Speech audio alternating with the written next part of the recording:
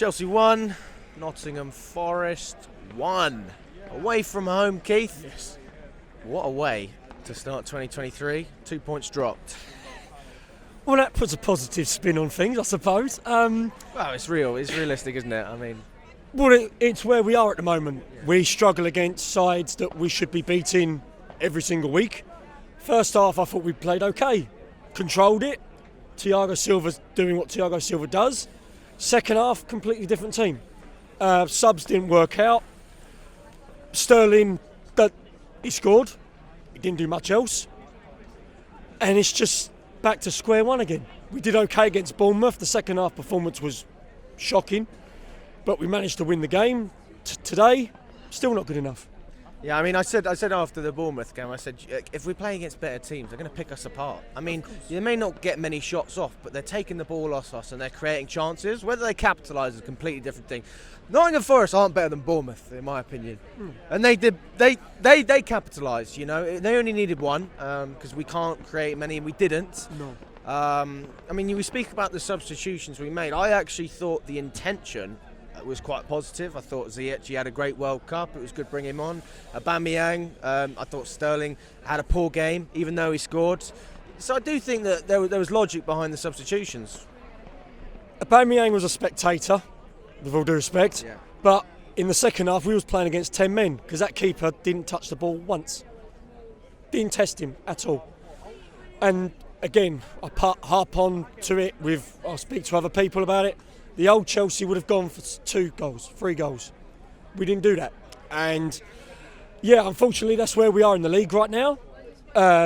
Good luck to those that are travelling to Manchester on Sunday against City in the FA Cup, and for those that are going in the Premier League, because if we play like that against them twice in 1 week, yeah, and that's not going to be a good result. I mean, you said the old Chelsea would have gone for it. Why aren't we? Is it a case of going for it? Is it tactics? Is it lack of quality? There's got to be something, right? Where do you want me to start? We'd be here till 2 o'clock in the morning. Yeah. I think everything. I think players. I think the mentality.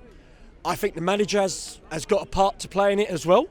I think it's just a whole group of things. But Potter needs a summer to sort the team out. I said it to you before the game. I think there's going to be a clear out, whether we get top 4 or not. Personally, I don't think we'll get top 4. Yeah. So, but we should be coming here with a positive outlook and trying to beat this side. First half, they didn't show up. Second half, we didn't show up. It's as simple as that. You know what? It's one of those things. With a draw, you can't be too angry because we didn't lose. But it feels like 2 points lost, and it's always going to be 2 points lost, especially against, as you said, a team that's fighting against relegation. What can we do in January to change our season? Well, we're signing players, which I think are good enough.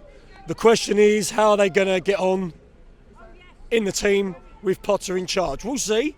But I think it just needs to be more intensity about how we play. We go 1-0 up, let's go for the second goal, let's go for the third goal. Let's have a